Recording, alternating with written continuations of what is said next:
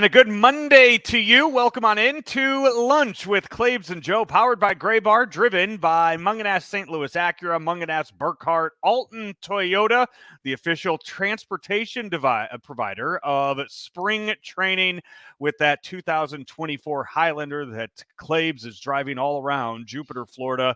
And today over in West Palm Beach, Mike Claiborne, how you doing? I'm doing well. We're here at West Palm Beach, the site of the home of the Astros and also the Washington Nationals. We play the Nationals today. It's called Cacti Park of the Palm Beaches. This place has had a new name virtually every year it's been in existence as far as a title sponsorship. But it's a very nice park. There's no bad sight line. You can stand here and watch the game 360. I mean, there's no obstructions or anything. It's very well thought of for a minor league ballpark. The Cardinals today will have Sonny Gray on the mound. Yesterday's game was rained out, which I'm sure was heartbreaking to many people in the media on a Sunday. But the Cardinals. I had scheduled the day off, so it didn't faze me one bit. The good thing about it is they banged it early enough where you didn't have to sit around.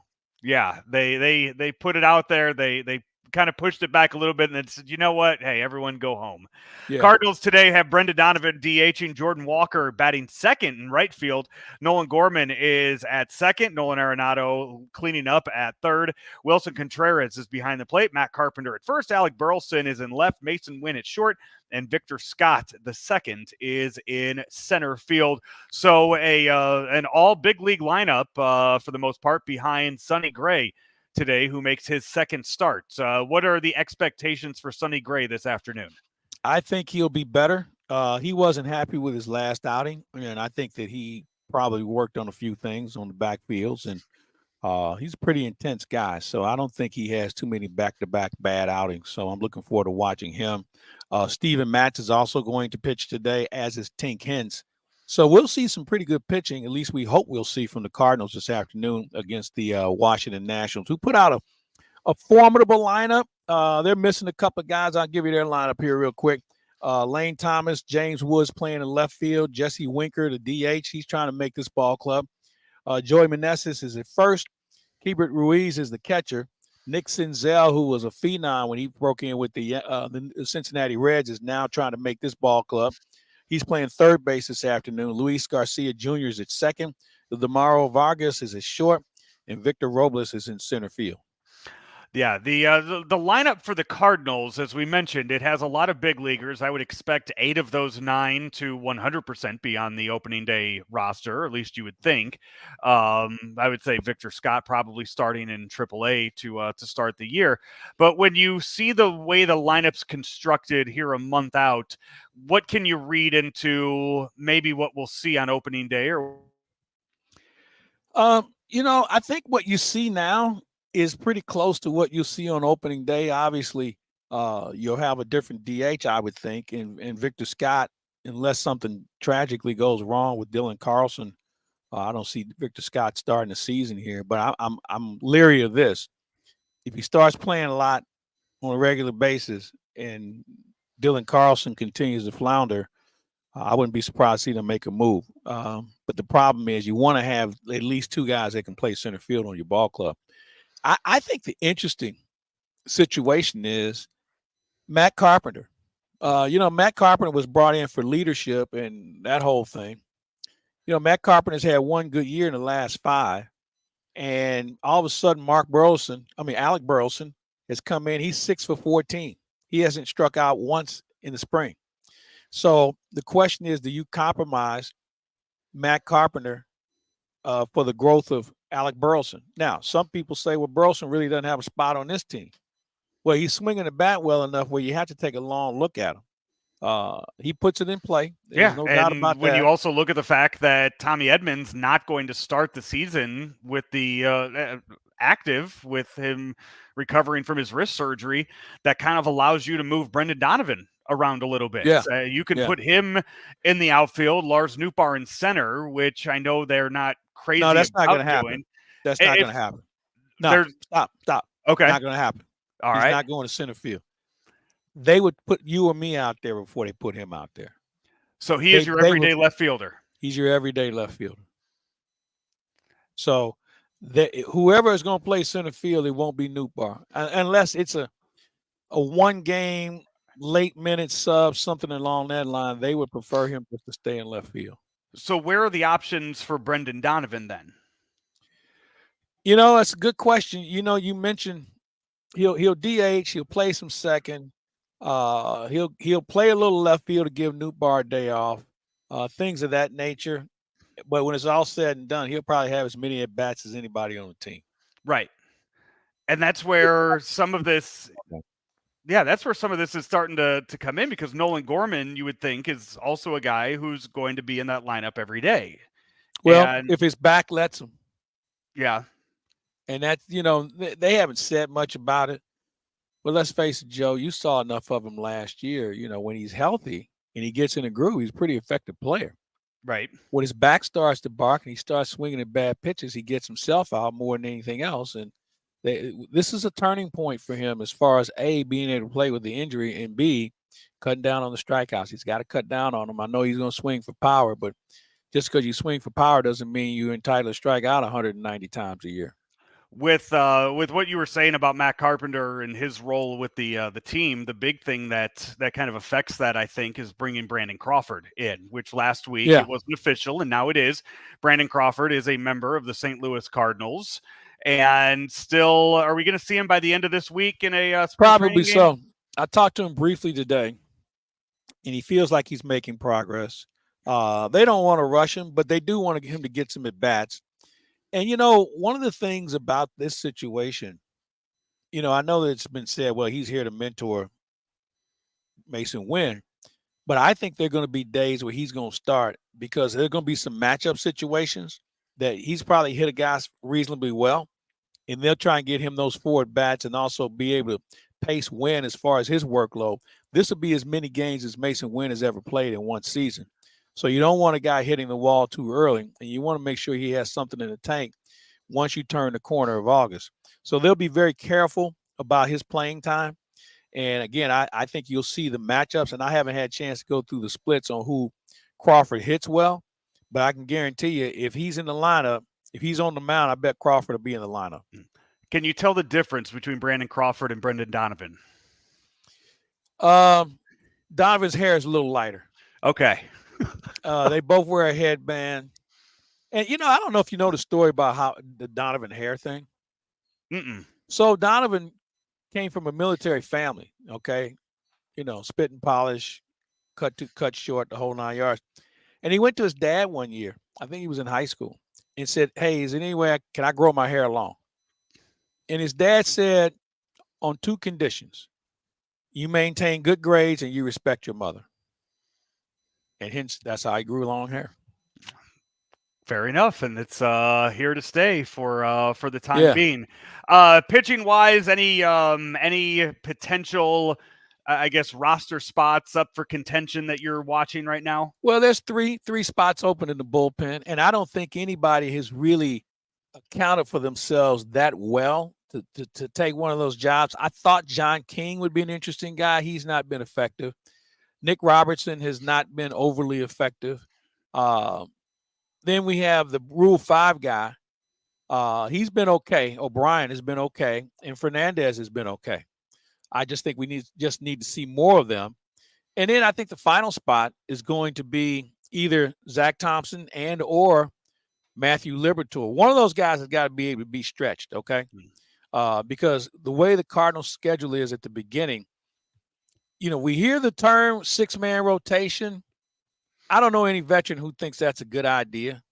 And you have a lot of veterans on this staff. But because of the few off days that they have in the month of April, you don't want to burn up guys too soon. So you have to be careful. And you need a bridge guy. And maybe that's Liberatore. Maybe it's Thompson. They're both guys who've been trained as starters who may have to come out of the bullpen and maybe buy some time. Maybe buy 3-4 innings if you have a rested bullpen. But to get you through the third time in the order, I think, is what you're looking for. Cardinals and Nationals starting up here in about a half an hour. You and Matt Pauley on the call today, Claibs. Is it an online game? It is. It can be found on the MLB app. Matt Pauley is going to do as phenomenal of a job as he's done all season, so I'm anxious to sit next to him and listen to him work. And we have a good day for baseball. We had rain out yesterday. There's some clouds in the sky, and there's talk of rain in the forecast after 1 o'clock. But this is Florida, South Florida, so anything's bound to happen. All right, we will take a quick 30-second break. Be back with more of the lunch show with Claibs and Joe, powered by Gray Bar, driven by Mungenast, Burkhardt, Alton Toyota. Are you ready for a challenging and rewarding career? There are quality jobs in the construction industry. I got out of college and my career choices were very limited, and this provided me with a plan for the present and the future at the same time. I actually have a bachelor's degree in psychology, and I was making less than I make as a first-year apprentice painter. I didn't go to college. I have no college debt. I make more money than the majority of people I know that went to college. Take your first step towards a rewarding career. Visit stlouispdf.org. Back here on Lunch with Claibs and Joe, powered by Gray Bar, driven by Mungenast St. Louis Acura. Claibs, quick baseball notes here as we are less than a month away from the start of the season. I believe the Cardinals home opener is 1 month from today on April 4th. Is that correct? I think it's Thursday, April 4th is the Cardinals home opener against the Phillies. I believe you're correct. We you saw mean the Miami Marlins. The Marlins opener, and then yes. Okay, and then it's the Phillies after that. Yeah, you are correct. Okay. We saw Matt Chapman sign over the weekend with the San Francisco Giants. Last week, Cody Bellinger re-signed with the Cubs, and those are two Scott Boras guys that are now off the checklist. Still two remaining. The Blue Jays initially offered $100 million to Matt Chapman. They turned it down, thinking that they could get about $150, and he settled for $54 million. Cody Bellinger went out seeking $200 million contract, ended up with $80 million, and now Blake Snell so far has declined $168 million to the Yankees. JD Martinez seeking about $50 million. He's still out there as well. So the offseason not going the way Scott Boras thought it would. And that's okay. You know, you get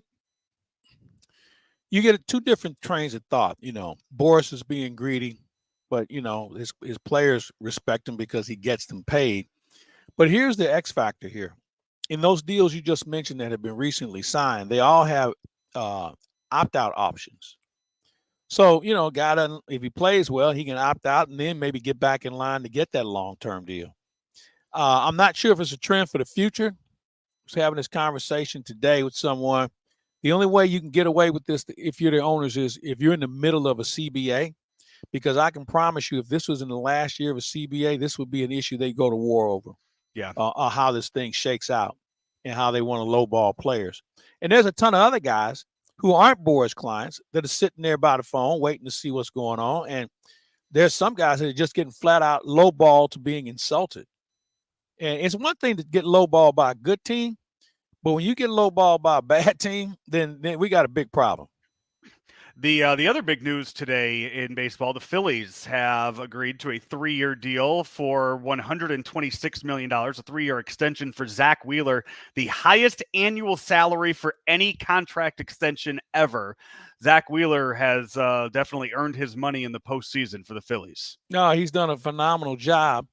The question is, in the same way I posed it about Aaron Nola, have we seen the best of Zach Wheeler? So you're paying him on what? What he did, or you're paying him on what the potential is.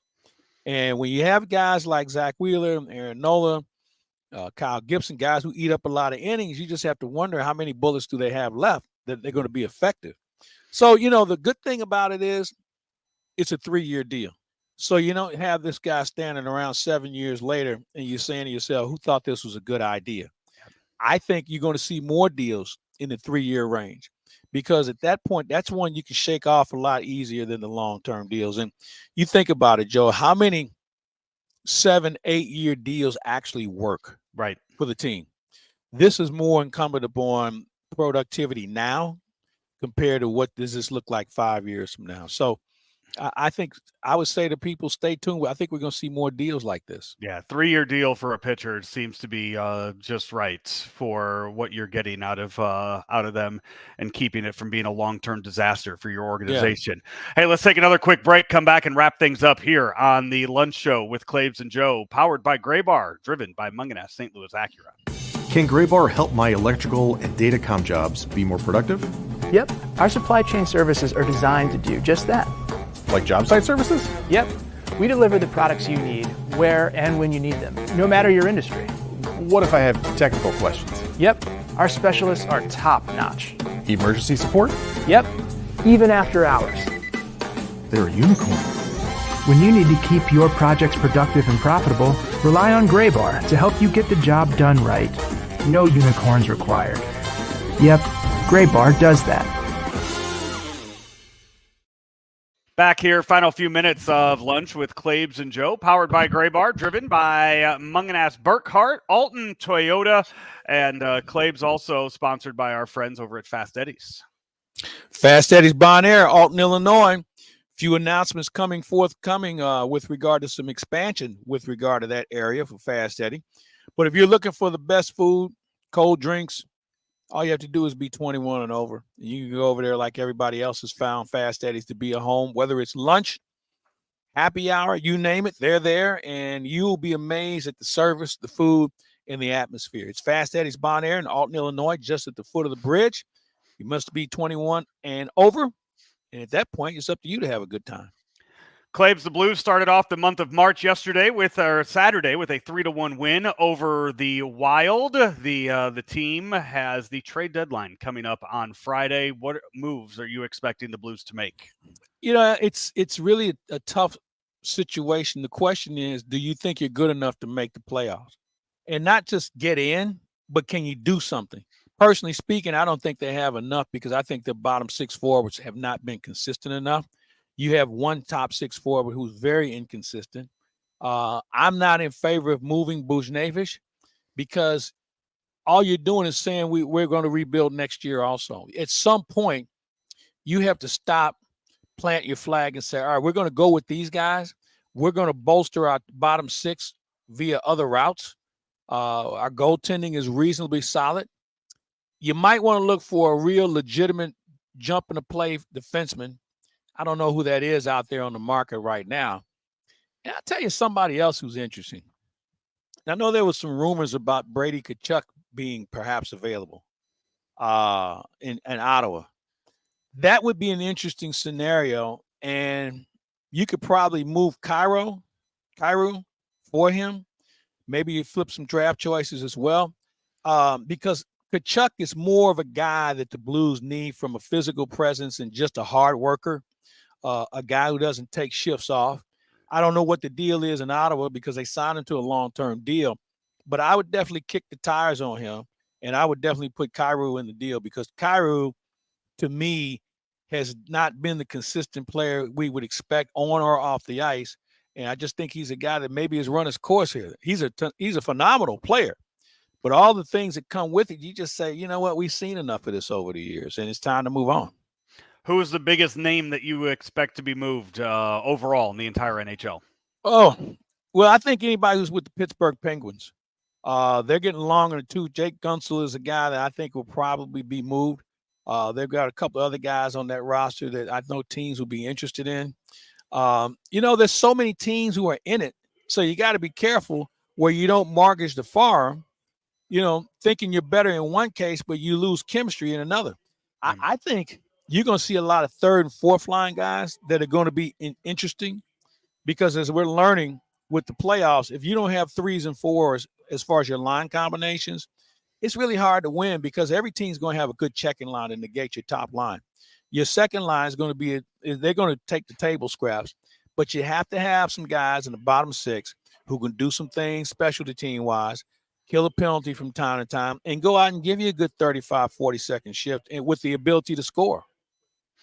Claibs, as we wrap things up here, Caitlin Clark passes Pistol Pete for the all-time scoring record in college basketball yesterday, just kind of cementing her legacy in college basketball. What is her legacy? Because here's the thing, and if you remember, I kind of brought this up when LeBron was chasing Kareem. Pistol Pete was as good of a player we've ever seen in college, maybe the best player as far as scoring is concerned. Caitlin Clark's played 73 games more than he played. Caitlin Clark, to her credit, has a three-point shot. So, they're in the produce section, the apples and oranges, But I think we're talking about two separate things. Now, it's a great story, and I know people say this has been great for women's college basketball. Let me ask you something. You're a sports fan. You watch sports. How many other women's games have you been motivated in watching thanks to Caitlin Clark? None. Okay. So what it is, she's a great story. The LSU situation has imploded where there's about to be a full-scale mutiny down in Baton Rouge because of Kim Mulkey and how she's treated certain players. And other than that, what's the other story in college basketball for the women? It's Caitlin Clark. And the question is, when they get in the tournament, what happens if they start to goon it up with her and push her around a little bit to the point where you have a coach says, you know what, I'm gonna use 10 fouls on her. Mm-hmm. Use 2 players to make sure she's uncomfortable, not trying to hurt her. So it comes down to when you get in the tournament, much like the NBA or any other sport in basketball, when you make it a half-court game, some people get touched up a little bit more, and then they feel like, I don't know if I want to do this. I don't think that's going to be the case with Caitlin Clark, but I would suggest to her you might want to pack a lunch because it's going to be very, very spirited, especially with teams who have reasonable benches. Now, the question is, how many teams on the women's side have reasonable benches? We're going to find out. It's going to be interesting. Glad you mentioned LeBron. Yesterday, he reached 40,000 points for his NBA career. It's crazy to think that we'd ever see anybody be able to top that. Yeah, you're right. You saw how long Kareem's record lasted. And again, we go back to the 3-point shot. You also take into the account you play more games than what you used to, and that helps. So there are a lot more ways to score today than it used to be, and you have more opportunities to do it. 40,000, you're right. It's something I never thought I would see. And I guess the question is, who would be the next person to score 40,000? And the reason why I asked the question in that manner, I don't know if anybody's going to play that long because the money's too good. Yeah. I mean, you look at who you have right now, like some of the, Victor Wembanyama is 20 years old right now. So that's the one guy I guess you look at and you say maybe him just because. Yeah. But that's a lot of.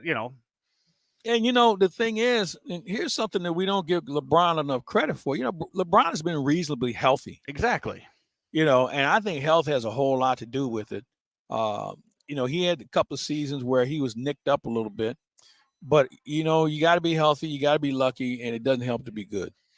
Claibs, what are you looking forward to this week in Cardinal baseball? Well, you know what? We've gone through the first week, and everybody was just trying to get a feel for things. I think now you'll see more application. You'll start to see more people play with certain people. You'll start to see the lineup not have as many minor leaguers in it early. You'll take a look at the Victor Scotts of the world and other players of that nature. Tommy Saggese is another guy that they really are starting to pay closer attention to. And you'll start to see how they get fed. And then I think it's incumbent upon some pitchers to kind of step their game up. As I mentioned earlier, John King was a guy we saw with the Cardinals last year. He hasn't had the best start, but there's still time. And when you look at the bullpen, they're the only jobs that are available, the bullpen. Yeah. And at this point, somebody's got to step up and take a job. And we'll see starting today.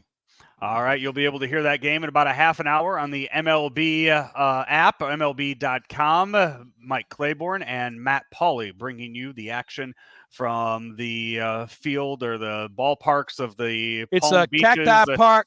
Cacti Park of the Palm Beaches. There you go. It's Cardinals and Nationals. And until then, he is Mike Claiborne. I'm Joe Roderick. This has been Lunch with Claibs and Joe, powered by Graybar, driven by Munganast St. Louis Acura here on Claibs Online.